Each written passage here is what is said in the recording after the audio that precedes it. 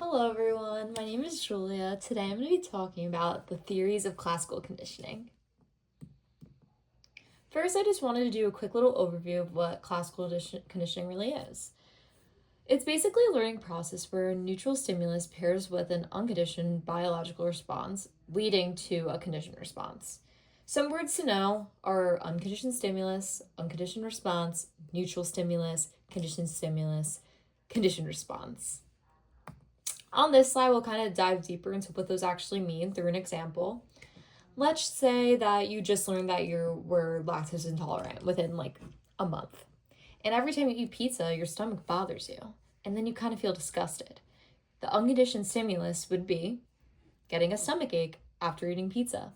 And the unconditioned response would be feeling disgusted. The smell of pizza was once neutral to you. When you smelled pizza, you didn't really think anything of it. But now, after getting some stomach aches after eating pizza and feeling gross, you now, by the smell of pizza, feel disgusted by the smell. This is a conditioned stimulus, the smell of pizza, and the conditioned response would be feeling disgusted. Ivan Pavlov, basically kind of created this whole idea of classical conditioning. He was a scientist for digestion, and he would basically like experiment with dogs, and he noticed anytime someone with like a coat on or like someone that was going to feed the dogs in a specific like room or area, they would salivate to just seeing the person, even though they didn't see the food or really, I guess, quote unquote, know the food was coming. So he decided to kind of see what this was about by doing an experiment with dogs, a bell, and food. He basically would have food presented to the dog, they would salivate, and then he would ring the bell and give the dog the food. And he just like kept doing stuff like this and like variations. And he basically found that the dog then associated the once neutral stimulus with the food. So they realized, oh, the bell rings, the food comes. So before conditioning, the unconditioned stimulus is the food, the salivation is the unconditioned response. Then, after conditioning, the conditioned stimulus, the bell, and the conditioned response is the salivation. He basically drew the conclusion that we learn conditioned responses through a learned association between stimuli, my bad. However, this doesn't really explain the full picture of learning, and so different models were kind of created throughout the years to kind of explain in more detail this phenomenon of classical conditioning. This is where the Rescarla-Wagner model and other hypotheses come into play to explain classical conditioning. This model, basically, the whole theory behind it is like it's an error correction model, and all actions involve predictions. Therefore, when we are surprised by something we did not predict, we learned from this experience to help us predict in the future. The whole element of this model is basically the surprise factor, that we need to be surprised in order to learn. This model also uses this equation over here. I got this from a really good video.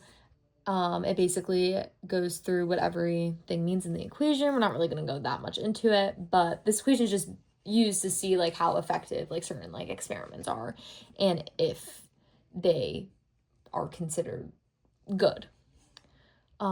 This video at 2:10 kind of gives a good explanation of the rules. So we're going to go to that really quick.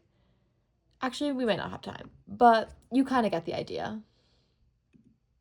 If you guys want to look up this video, it's a good video. That really explains this pretty well. Oops. So we got attention hypothesis. Basically, this just means learning happens when you pay attention to a certain stimulus that's supposed to be important.